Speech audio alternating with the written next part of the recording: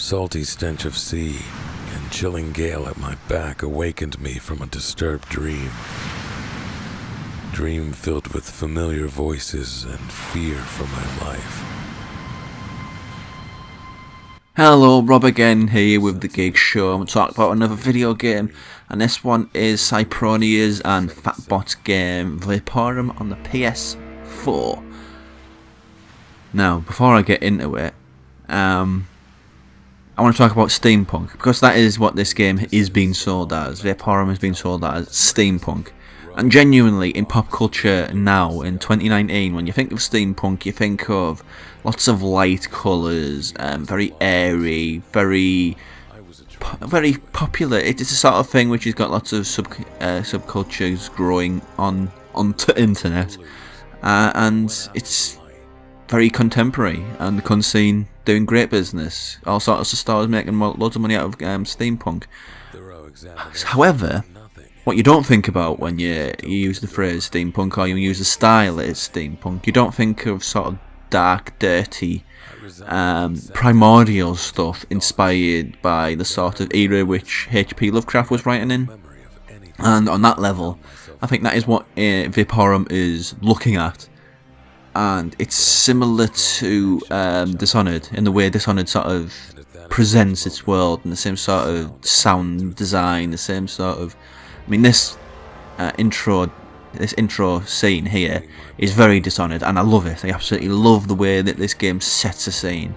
I could watch all of this. It's fantastic. And to position it in that sort of mould of dark steampunk, akin to Dishonored, without the politics, is fantastic.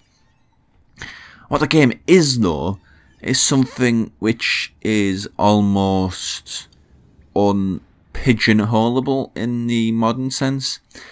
What the game is, you are a character, you enter this giant tower, and your character feels compelled to investigate it because something is pulling him in, something emotional, something else is pulling him in. So he wants to see what's going on there, and he gets deeper and deeper and deeper. And once there, the game is defiantly old school. What I mean to say this is, it made me think of things which I haven't thought of in an incredibly long time. I'm talking sort of proto first-person shooters. This game, and I don't know whether this reference point has any sort of touchstone in, I don't know, retro crowds or whatever, but Zero Tolerance. I think it was Master System or Mega Drive. No, one or the other. First-person shooter, and it has that sort of on rails but first-person shooter aesthetic, even though it's not a shooter. It's very much an RPG. And beyond that, not just having sort of a weird I mean, you can tell by the way the character's moving. You can have it as continuous or traditional, and the fact that it's got a phrase like that, it made me think a great deal of pen and paper RPGs, or, to keep it within the video game realm, text adventures.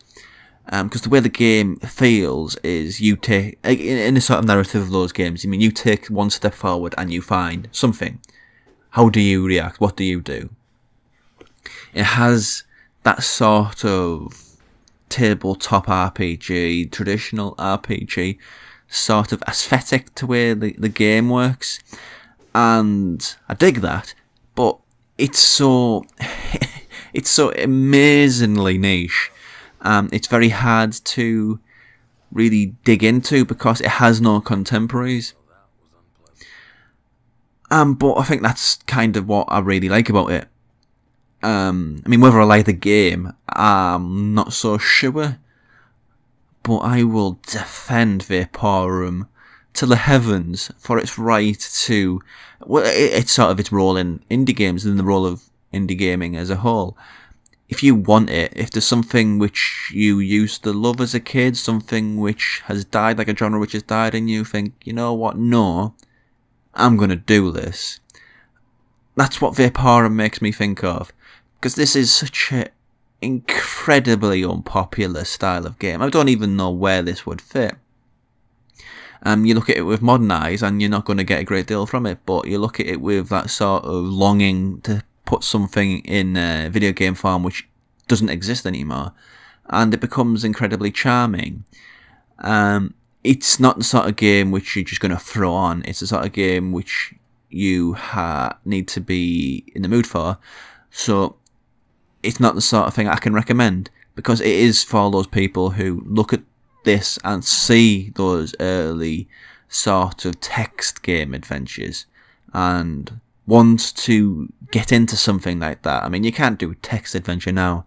By the very nature of what gaming is, it's a redundant medium with some modern game embellishments, like you collect audio tapes to fill in the world building, to fill in the story. But the fact that a game company, Fatbot and Cypronia, felt the need to find something which only they could do is wonderful, really. I mean, it has that sort of, the map there.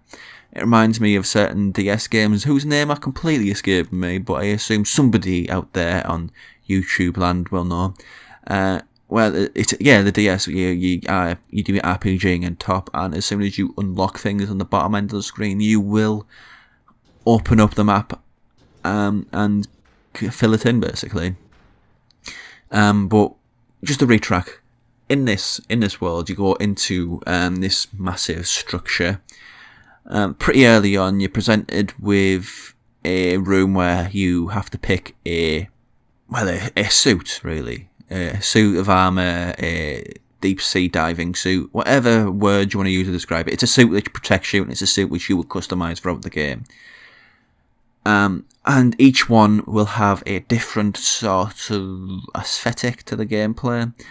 I believe I picked the assault one, so naturally that has the way I see it is a bit more of a rounded way. You can have a survivalist, you can have a action-based one, you can have like different types of different types of suit which open up different possibilities for the gameplay. It is an RPG in the sense of you will get better at the game and the enemies will also get better. I mean, in the same way as any game, really. But you upgrade things, you add things to your suit, you can pick up better weapons. But it's never overly visual. This is what it is. You will face more difficult challenges, the puzzles, which the game does a lot of. I mean, here's one here where you just drop a brick on something. It looks back at what this type of game used to be in the past and brings it to the 21st century. Which is all I can really say about it, really. I mean, it's an incredibly hard game to recommend. I mean, I'm not sure whether I like it myself, because I'm not of that era where text-based games were a thing. But I can see the lines, I can draw the lines there, and the fact that somebody is interested in drawing those lines compels me a great deal. And that's Vaporum. I don't really know what else to say, to be honest, because I've circled around this point quite a lot. It is such an individual and singular game that I respect the hell out of it. I just don't know how much I like it.